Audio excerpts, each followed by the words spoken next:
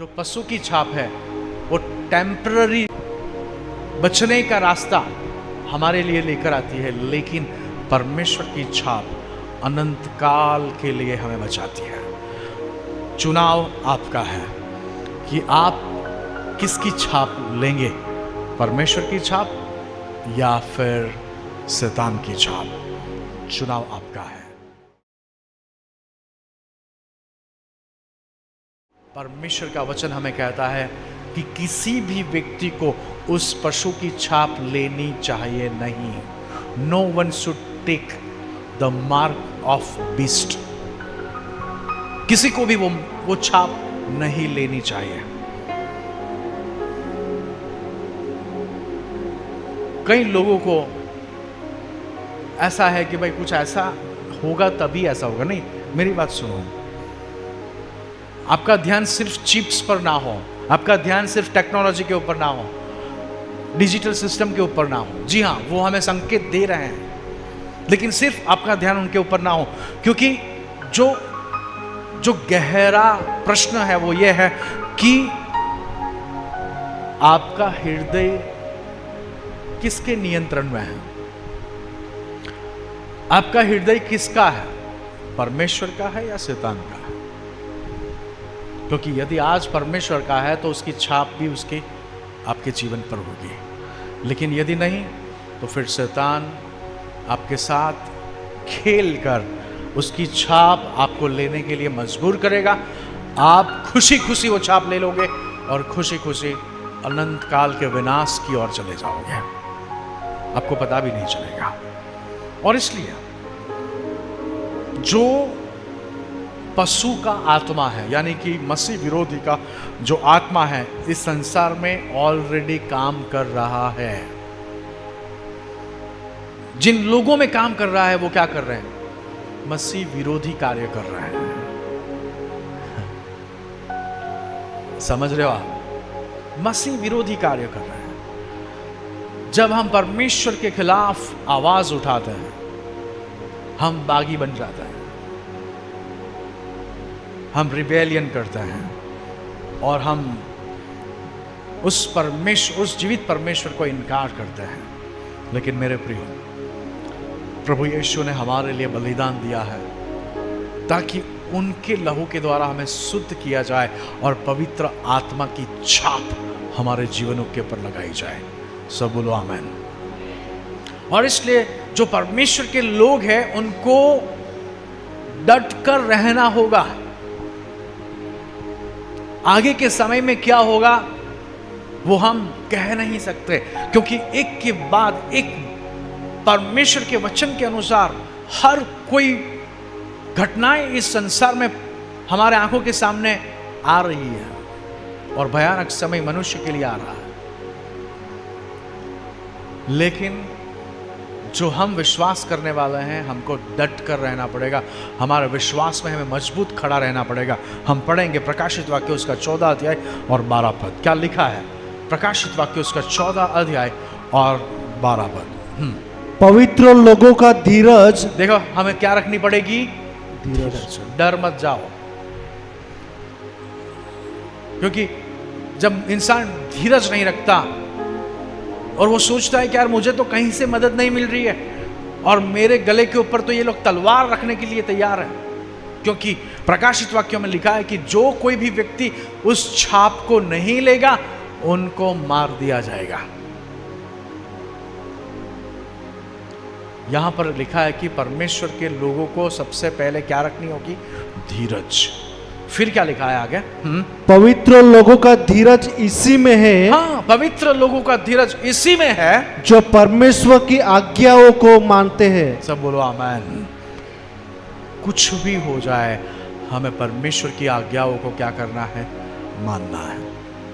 ऐसा ना हो कि शैतान आपको फुसलाए और आपको यह कहे कि प्रभु यीशु के होते हुए आपको मार पड़ी और आप उसकी बात को मान लो। हाँ यार, यदि प्रभु यीशु मेरे साथ थे तो मुझे मार क्यों पड़ी? मेरे प्रिय, इसलिए यहां पर लिखा है कि परमेश्वर के लोगों की धीरज इसी में है कि वे परमेश्वर पर भरोसा रखें। और संसार से हमें बचने की क्या है, आवश्यकता है। और इतिहास में जब हम देखते हैं तो परमेश्वर ने जल प्रलय के द्वारा इस संस्कार का जब न्याय किया, तब नूह को उन्होंने मार्क कर दिया, उसे छाप लगा दी, ये न्यायी है, और उस तरह से उसे बचाया। यरीको की दीवारें जब गिरने वाली थी और यरीको के ऊपर जब यहूदी लोग चढ़ाई करने वाले थे, राहाब को भी बचाया गया एक चिन्ह के द्वारा। वो जहां पर थी, उसका परिवार जहां था, उस जगह पे ऊपर एक झंडा लहराया गया ताकि पहचान हो सके कि वहां पर राहाब है और उसे मारना नहीं है लेकिन उसे बचाना है। उस तरह से राहाब को बचाया गया। इसी तरह से मिस्र में जब संहारक आया, तब यहूदी लोगों को प्रभु वो बलिदान के लहू से बचाया गया। प्रकाशित वाक्य में 1,44,000 को परमेश्वर के नाम की छाप उनके माथे पर क्या कर जाती है, लगाई जाती है।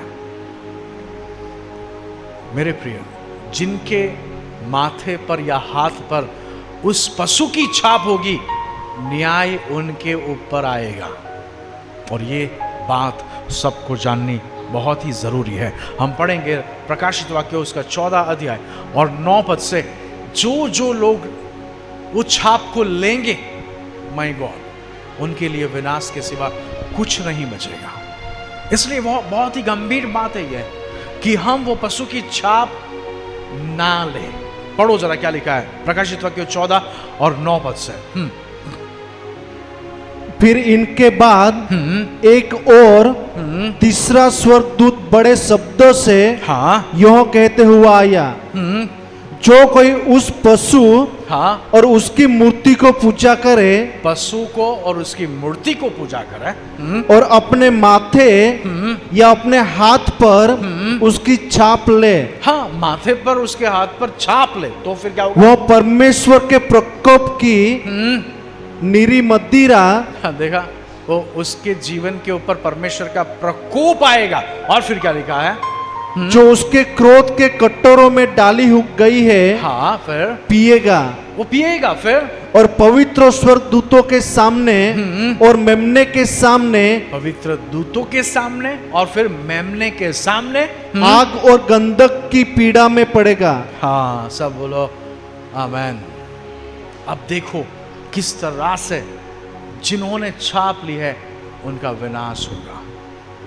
लेकिन आज जितने भी लोग मुझे सुन रहे हैं यहाँ पर ऑनलाइन और पीछे से इस वीडियो को देखेंगे, मैं आपसे विनती करता हूँ, जब कभी ये घटना सामने आए, जब कभी ये सिस्टम संसार में लागू किया जाए, अपने जीव को अपनी जान को प्यार मत करना, छाप नहीं लेना। यदि आपको खुद को बचाना है तो आपको प्रभु यीशु के पास आना जरूरी है।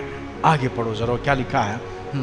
उनकी पीड़ा का धुआं युगानुयुग उठता रहेगा। जो वो छाप ले लेंगे, उनकी पीड़ा का जो धुआं है वो कब तक उड़ता रहेगा? युगानुयुग तक, उसका कभी अंत नहीं होगा। इसलिए बहुत भयानक है।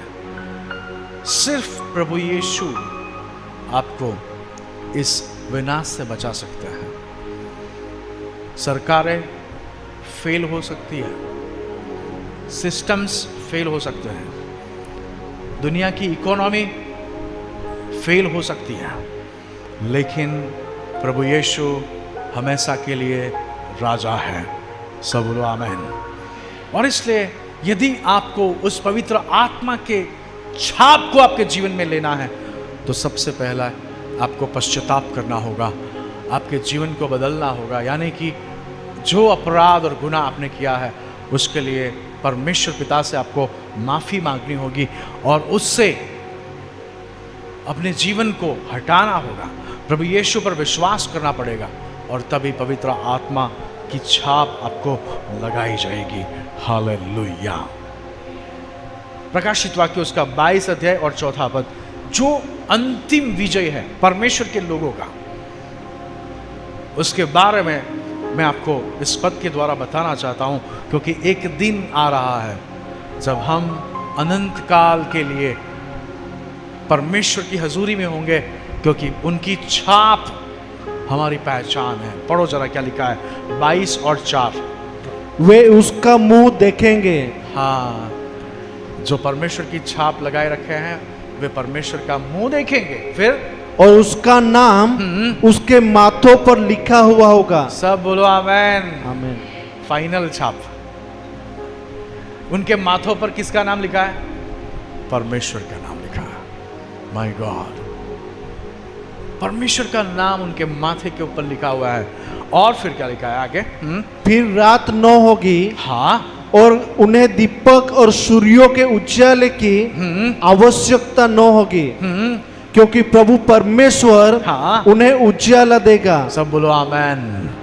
कितना अद्भुत वो समय होगा, वो घड़ी होगी जब हम परमेश्वर के साथ समय बिताएंगे। और वे हाँ, युगानुयुग राज्य करेंगे। Oh hallelujah.